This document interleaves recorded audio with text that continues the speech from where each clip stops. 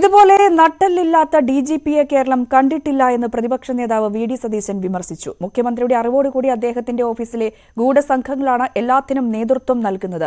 ക്ഷമയുടെ എല്ലാ പരിധിയും കഴിഞ്ഞെന്നും കണ്ണൂരിൽ പെൺകുട്ടികൾക്കടക്കം ക്രൂരമർദ്ദനമേറ്റെന്നും സതീശൻ പറഞ്ഞു.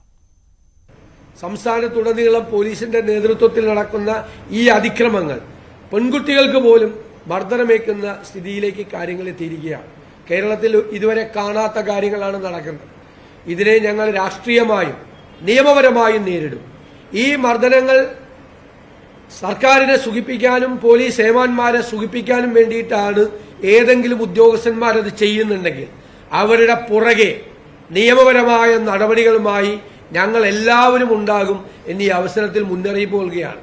അവരെ രക്ഷിക്കാൻ ഒരാളും ഉണ്ടാകില്ല. ഇത് അതിക്രമമാണ്. ഇത് കേരളമാണ് എന്ന് മറക്കേണ്ട. ഇത് ഏകാധിപത്യ ഭരണം നടന്ന സ്റ്റാലിന്റെ റഷ്യയല്ല, ഇത് ജനാധിപത്യ കേരളമാണ് എന്ന് ഞങ്ങൾ വിനയപൂർവ്വം ഓർമ്മപ്പെടുത്തുകയാണ്. മുഖ്യമന്ത്രിയുടെ ഓഫീസിൽ ഇരുന്നുകൊണ്ട് മുഖ്യമന്ത്രിയുടെ അറിവോടുകൂടി ഒരു ഗൂഢസംഘമാണ് ഈ പോലീസ് അതിക്രമങ്ങളുടെ പിറകിൽ പ്രവർത്തിക്കുന്നത്. ഇതുപോലെ നട്ടലില്ലാത്തൊരു ഡിജിപിയെ കേരളം കണ്ടിട്ടുണ്ടോ?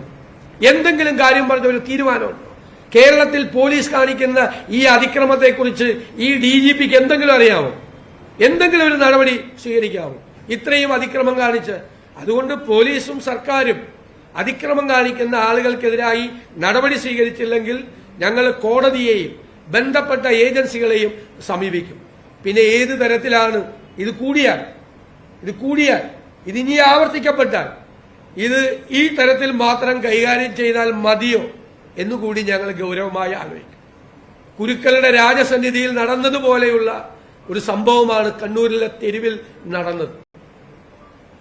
ദുര്യോധനന്റെ രാജസന്നിധിയിൽ നടന്നതാണ് കണ്ണൂരിലെ തെരുവിൽ നടന്നത്.